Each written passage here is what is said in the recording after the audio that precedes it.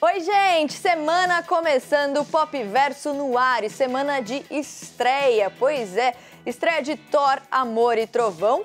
E olha só quem tá no Pop Verso de hoje. Hi, Chris. My name is Mary. I'm from CNN Brazil. Nice to meet you. Nice to meet you too. Gente, o prazer é todo nosso, Chris Hemsworth. A gente tava muito ansiosa para mostrar essa entrevista para vocês. Além do Chris Hemsworth, a gente também tem convidados aqui no estúdio, então fica aí que o Pop Verso tá só começando. Roda a vinheta.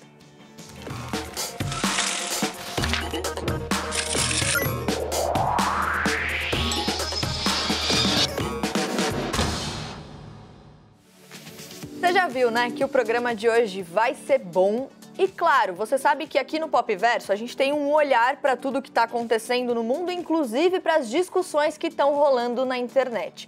A gente viu um vídeo que foi compartilhado pela Dira Paz. Sabe a Dira Paz? Ela é atriz. Ela compartilhou esse vídeo aí do irmão dela. O irmão dela é professor da Universidade Federal de Pernambuco. Ele tá ali dando aula com um bebê de uma aluna nos braços. E aí no post dela, ela diz o seguinte: esse é meu irmão, último filho da Dona Flor e seu Edir, professor da Universidade Federal de Pernambuco, pai, doutor em educação física, apaixonado por motos e um dom incrível para lidar com crianças. Que orgulho ter visto esse vídeo de uma aula sua embalando o bebê de uma aluna para que ela possa concentrar na matéria com mais tranquilidade, mais foco. Aí ela diz ali, fala sobre o carisma dele, que é tão incrível, que não conquista só os alunos, mas os filhos dos alunos também. E aí ela faz esse post em homenagem ao irmão. A gente viu esse vídeo e aqui na nossa reunião a gente falou, ok, que discussão esse vídeo pode levantar? E aí a gente convidou a Maíra Liguori. A Maíra, ela é diretora da ONG Think Olga e da consultoria Think Eva. E ela vai explicar pra gente um pouquinho aqui, né, Maíra? A gente vê esse vídeo e, claro, é um vídeo que, enfim, a gente precisa, né, falar sobre a atitude do professor, mas se a gente começar a pensar no que tem por trás disso, porque é isso, para essa mãe conseguir estudar, ela precisa que isso aconteça. Então, é um problema muito anterior para a gente conversar, né, Maíra? Bem-vinda ao Pop Verso. Obrigada, Mari, obrigada a todo mundo. Esse vídeo ele é muito importante e interessante e eu acho que vale a gente respondê-lo com uma pergunta. Qual é o lugar certo para essa mãe estar? Provavelmente esse bebê é muito pequenininho, ele mama a cada 2, 3 horas. Ela não pode ficar afastada dele por muito tempo. Ela precisa assistir às aulas, porque ela está no meio de uma graduação ou de uma pós-graduação, e ela precisa levá-lo. Então, acho que mais do que qualquer coisa é a pergunta, né? Qual é o lugar das mães com seus filhos pequenos, né, dentro da nossa sociedade? É um não lugar, né? Se a mãe está em casa cuidando e não está trabalhando, é porque ela é, né, dependente, ela é fraca, ela é isso aqui. Se ela está trabalhando e não pode levar o filho, ela está abandonando o filho. Se ela leva o filho para o trabalho, ou para a faculdade, ou para onde quer que ela precise estar, ela está sendo desnaturada, porque o lugar de criança é em casa. Então, qual é o lugar das mães de filhos pequenos? Né? Essa é uma discussão que a gente precisa entender, que ela é uma discussão de todo mundo. Porque onde as mães não são bem-vindas, onde as crianças não são bem-vindas, as mães também não são. E as mães são pessoas que precisam, né, fazer as coisas como todas as outras. Então, a nossa intolerância com as crianças exclui mães e crianças dos espaços, todos os espaços. E é isso, né? E aí a gente está falando de um espaço que no futuro essa mãe pode alcançar se ela tiver estrutura e oportunidade para que isso aconteça de maneira segura para ela e para a criança. Maíra, eu falei aqui, né, sobre a ONG e a consultoria que vocês têm.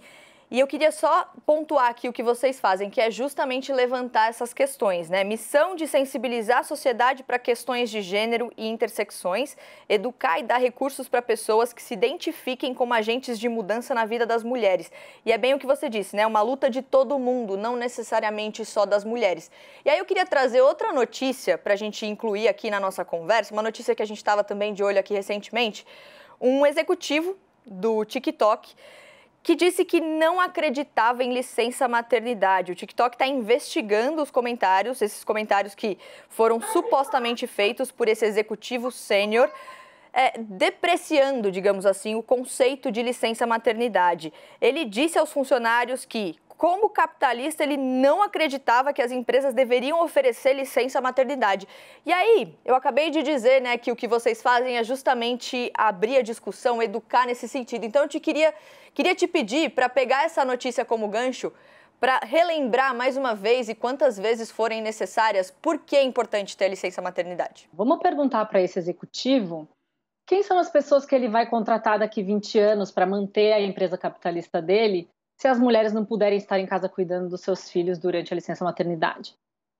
As pessoas esquecem que o trabalho reprodutivo é um trabalho e que a sociedade depende desse trabalho, né? Para nós podermos estar aqui, nossas mães, nossas avós, as mulheres e os homens em torno desses bebês e crianças precisaram cuidar para que a gente possa se tornar seres humanos que estão ali trabalhando.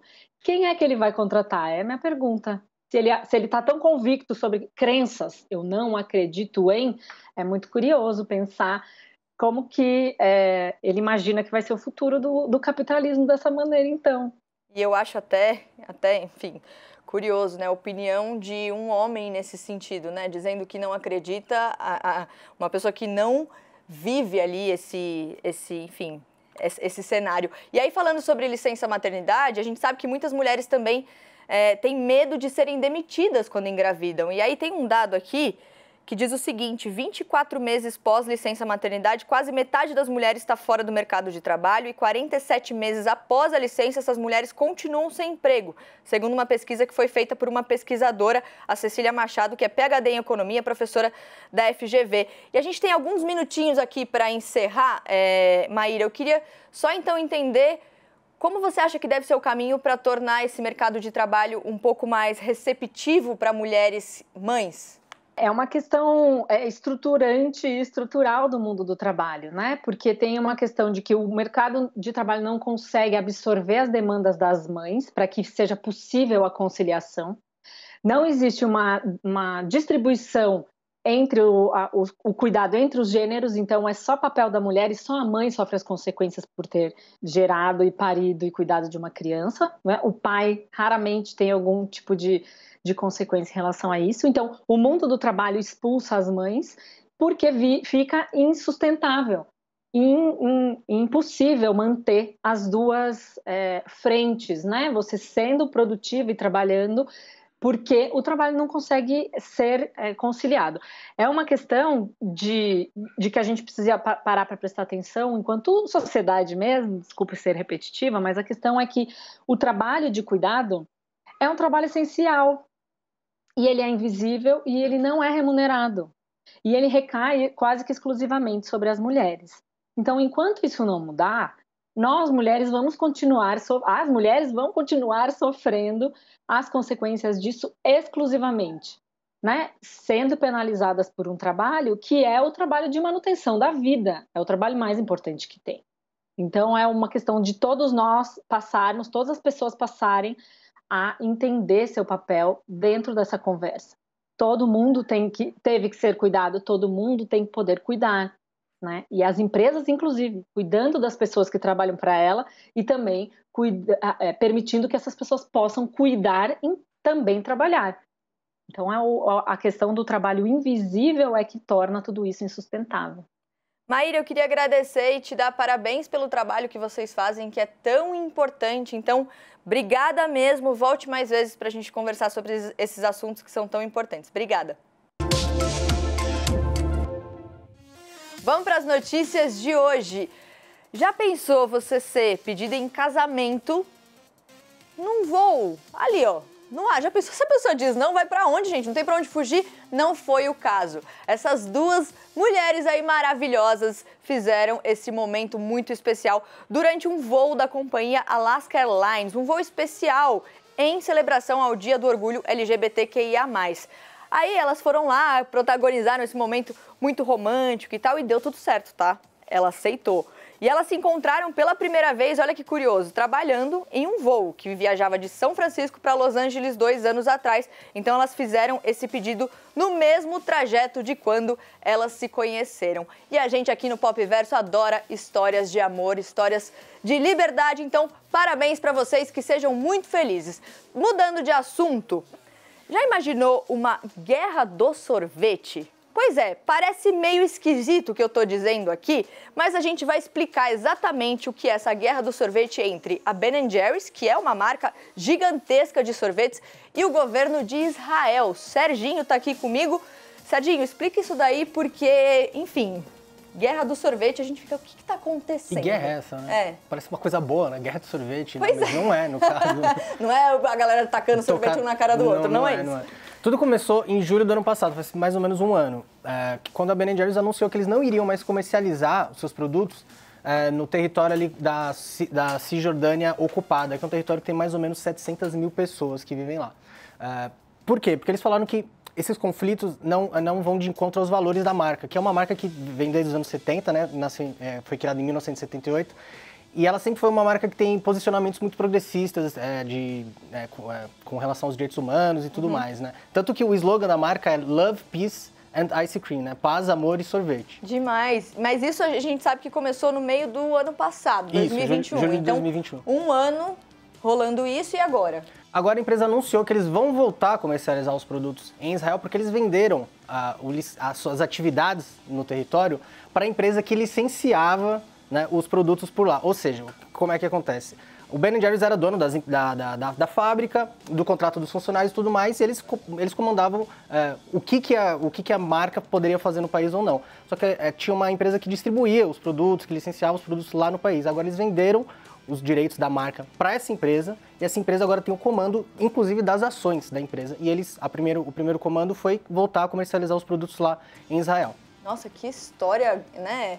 Curiosa. É aquela história que a gente bate o olho na internet para realmente tentar entender. Né? Você lê ali o título e você fala, mas o que é isso, né? O que tá acontecendo? E é uma coisa que tem acontecido muito, principalmente também na guerra da Rússia, né? A gente tem visto muito desse tipo de coisa acontecendo, só que lá as empresas têm saído da Rússia, né? Têm deixado de comercializar seus produtos, muitas empresas pararam fecharam as fábricas lá, só que no Ben & Jerry's teve todo esse imbróglio e eles venderam os direitos para essa marca que agora vai comandar as ações da empresa lá. O poder de decisão passou para essa empresa, marca que é uma empresa israelense. Bom, Serginho, obrigada. De nada. Na verdade, fique aqui, porque chegou a hora de chamar a entrevista. Vou até soltar o cabelo agora. Nossa, o quê? É do... Chris Hemsworth, você fez o Sérgio Fernandes soltar o cabelo. Em homenagem. Semana de estreia de Thor, Amor e Trovão, quarto filme do Thor, o segundo com a direção do Taika Waititi, que é sensacional. E a gente está muito ansioso aqui no Popverso para assistir. Para controlar a nossa ansiedade, eu aqui tive o trabalho difícil de conversar com esse cara. Olha só. Crianças, podem pegar a pipoca. Eu vou contar a história do viking espacial Thor Odinson. Hi, Chris. My name is Mary. I'm from CNN Brazil. Nice to meet you. Nice to meet you too. We are really looking forward to seeing the movie, to see how Thor is after all this time. It's a character that has changed a lot over the years. Since the first movie, he was a god, idealist, then he became almost kind of a man. He got drunk, he gained weight. So what can we expect from him in this movie?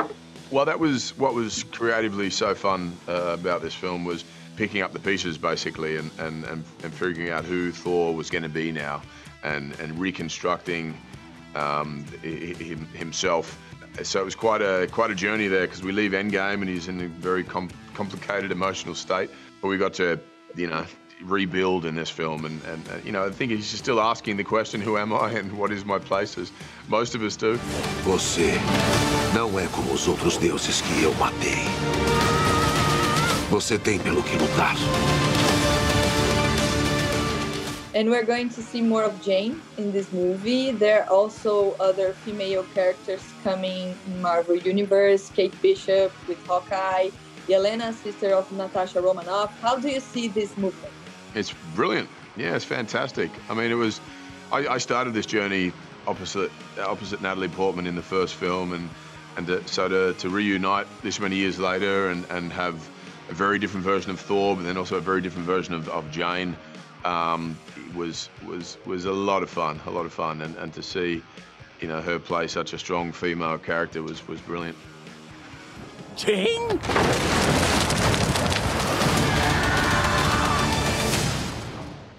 E para comentar, então, a entrevista com o Chris Hemsworth e até o que ele disse ali no final, a gente está aqui com a Aline Diniz, a Aline que é criadora de conteúdo, apresentadora, tá sempre por dentro do que está acontecendo no universo dos quadrinhos, dos filmes de super-heróis. Aline, antes de começar, eu queria que você visse o nosso telão especial para nossa conversa. Cadê o nosso telão? Ai, gente do céu, que coisa mais maravilhosa. Não tá demais? Cara, eu acho lindo que cada vez mais a gente tem as heroínas representando e protagonistas dos seus próprios filmes, né? É isso, é esse movimento que é muito importante. Gente, eu arrepiei com o telão, não tô brincando. Lindo. Eu arrepiei real aqui, porque eu já tinha visto, mas agora, sei lá, enfim, me trouxe essa sensação de relevância pro mercado do cinema, pro mundo, pra sociedade de maneira geral. E ali a gente viu, né, o Chris Hemsworth falando sobre o papel da Jane no filme do Thor, né? Agora ela vem também com um destaque muito maior. Mas é um movimento, digamos assim, recente de colocar essas mulheres no centro da história. Porque até então a gente tinha as mulheres muito hipersexualizadas, né? Sim. Com a roupa justa e tal. Cara, eu fiz uma pesquisa uns tempos atrás e a Mulher Maravilha é uma das primeiras heroínas, né? Ela existe ali desde os anos 70, 60. Ela é realmente uma das primeiras. E ela sempre teve um papel muito importante na quebra dessa sexualização que os homens trazem pra cima das mulheres. A maneira como ela foi criada, a história da Mulher Maravilha é muito bacana. Só que o primeiro filme que a Mulher Maravilha apareceu no cinema foi Uma Aventura Lego, em 2007. Assim, ela já tinha tido a série de TV com a Linda Carter e tudo mais, ela já tinha tido uma presença ali, mas a primeira participação dela no filme, a primeira atriz que interpretou a Mulher Maravilha no cinema foi a Gal Gadot. E olha só, né, a gente tá falando de poucos anos atrás, é muito recente. E aí eu trago até outra discussão, a gente tá falando das mulheres na frente das câmeras, mas existe uma importância também, e a gente sempre fala sobre isso aqui no Popverso, em todas as discussões de cinema que a gente faz, que é a presença das mulheres também nos bastidores. Então, você ter uma diretora mulher para trazer um olhar para essa história que não seja o olhar hipersexualizado muitas vezes que a gente viu. Então, um exemplo muito claro é, por exemplo, a Natasha Romanoff no segundo filme do Homem de Ferro, que é quando ela aparece ali pela primeira vez, a personagem da Scarlett Johansson, totalmente sexualizada. E aí a gente, né, os anos passaram, ela foi ali ganhando o espaço dela nos filmes dos Vingadores até ter o próprio filme agora, recentemente, 2020, se eu não me engano, 2020. Isso. Então, é a importância desse movimento acompanhar isso, né? Sim, eu acho que não só isso. A gente vê nas séries de TV, por exemplo. A equipe de bastidores do Loki tinha uma equipe feminina nos bastidores muito grande. E eu acho que isso traz uma relevância não só para as personagens... Porque, querendo ou não, Loki é uma série sobre um homem, é protagonizada por um homem, mas ela tem uma personagem feminina muito forte no papel da Sylvie. E aí você consegue ver a importância que isso traz quando o figurino dela era acessível, que ela tinha acabado de ter um neném e ela tinha acesso aos seios para poder amamentar o neném no set, sabe? Pausas na produção para que ela pudesse cuidar da filha dela. Então, eu acho que existe uma importância em ter mulheres presentes em todos os sets, não só nos que são protagonizados por mulheres. Trazer essa diferença entre as pessoas, e não só mulheres e homens, mas a diversidade que a gente tem hoje nas séries de TV, que a gente consegue ver, por exemplo, com Miss Marvel, que traz ali uma heroína jovem, muçulmana, que são culturas que a gente não via, sabe, nas telas. Eu acho muito, muito bacana a forma como a gente está conseguindo abraçar essas novas culturas e as novas perspectivas na TV e no cinema. É demais, é isso que a gente quer, né? Cada vez mais olhares diferentes, porque por muito tempo as pessoas entenderam esse assunto, né? O mundo geek, super-heróis, como assuntos para meninos. Sim. Você cresceu com isso também? Menina, eu trabalhei 10 anos com isso e foi um negócio, assim, complicadíssimo. Nossa, que difícil. O que eu acho mais legal é que, assim, hoje eu tenho um canal no YouTube que somos em 4 meninas e a gente tem uma minoria, que é o homem, né? Que é o eu entre amigas. E a gente fala que o Fábio é a nossa minoria. Mas a gente consegue, a gente tem uma sintonia muito legal. E a gente conseguiu mudar o nosso público. E isso foi um negócio que pra gente foi muito legal. Que a gente tinha um público muito machista, muito... masculino, que queria ver, não, porque mudaram os quadrinhos. E hoje, é bom que mudaram os quadrinhos. Que bom, porque os quadrinhos foram criados em uma época onde as coisas que a gente defende hoje não existem. Sim. Então, eu acho que até a gente tá aqui falando sobre isso, eu e você, duas mulheres, num programa de cultura pop, de entretenimento, cara, é uma conquista gigantesca, sabe? Demais. É delicioso. É aquele comportamento, ok, você gosta de super-heróis, então me fala aí, aquele teste, né, de conhecimento, né? Que sempre a gente passa por isso. Uma última pergunta antes da gente encerrar aqui, ó, já tem gente aqui no meu ponto falando, encerra, que tem que estar correndo. Que eu gosto de falar sobre isso, né, vocês sabem. O que a gente pode esperar da Jane, então? Porque eu sei que você já viu o filme, então vai, um tweet aí, o que a gente pode esperar da Jane? Os bração da mãe, ela tá maravilhosa. Eu acho que não é só Jane, é Jane e Valkyria, elas juntas. Cara, é um filme maravilhoso, é um filme super girl power. Ele é bem inspirado na história dos quadrinhos, então já vai preparado para as lágrimas. Mas, cara, tá delicioso, o filme tá super divertido. E a Jane é maravilhosa. Demais! Estreia quinta-feira, Thor, Amor e Trovão. E a gente vai ficar de olho aqui no Popverso. Aline, volte sempre, eu adorei. Por favor, é só chamar que eu tô aqui. Adorei participar. Obrigada demais, Mari. E vamos falar mais de heroínas femininas, que a She-Hulk tá vindo aí, ó. Por favor, quando você quiser. Eu poderia ficar horas falando sobre esse assunto, mas tem tanta notícia hoje que a gente precisa seguir o programa. Vamos lá então, porque começou a temporada de alta costura lá em Paris. Depois de 2 anos de pandemia, é a primeira vez que acontece então esse evento 100% presencial. Da última vez ainda rolaram ali alguns eventos, alguns desfiles digitais. E quem apareceu na temporada de alta costura? Senhora Anitta, sim, porque ela tá em todos os lugares, ela brilhou muito no desfile da marca Schiaparelli, que é uma das marcas. Além disso, muita gente esperando também o desfile da Balenciaga. Enfim, todos esses destaques a gente vai ficar acompanhando aqui ao longo da semana. Agora, falando sobre coisas que estão começando, grandes eventos aqui em São Paulo, a Bienal Internacional do Livro começou no sábado, vai até o dia 10 de julho. Pois é, são 1.300 horas de programação para você que está aí querendo, enfim, passear, dar uma volta, ler mais. São 300 autores nacionais e internacionais e 3 milhões de livros. Essa edição também marca, assim como a temporada de alta costura, a volta do evento ao modelo presencial, que não acontece desde 2018. E a edição de 2020 foi cancelada por causa da pandemia. Para celebrar os 200 anos da independência do Brasil, a Bienal esse ano também presta homenagem a Portugal, traz uma programação especial com homenagens ao vencedor do Nobel de Literatura, José Saramago, que morreu em 2010. E para encerrar, era de se esperar ou não, mas a Netflix travou na sexta-feira, quando eles colocaram lá os 2 últimos episódios da 4ª temporada de Stranger Things. A gente ficou a semana inteira falando sobre isso aqui no Popverso, e aí eles foram lá, disponibilizaram os 2 últimos episódios, e aí a galera começou a xingar muito no Twitter, falando, ô senhora Netflix, o que tá acontecendo? Que eu não tô conseguindo assistir aqui aos episódios. 13 mil reclamações registradas pelos usuários da Netflix só no downdetector.com, que é um site ali que a galera vai lá e diz que a plataforma não está funcionando. E a gente está falando de uma 4ª temporada que fez muito sucesso, está fazendo muito sucesso, já quebrou vários recordes e eu preciso parar de falar, senão eu vou soltar algum spoiler aqui, porque eu tô com essa necessidade de conversar sobre Stranger Things. Você já assistiu? Não? Então tá bom, vamos encerrar o Popverso, porque eu vou acabar falando coisas que eu não devo. A gente se vê amanhã. Beijo.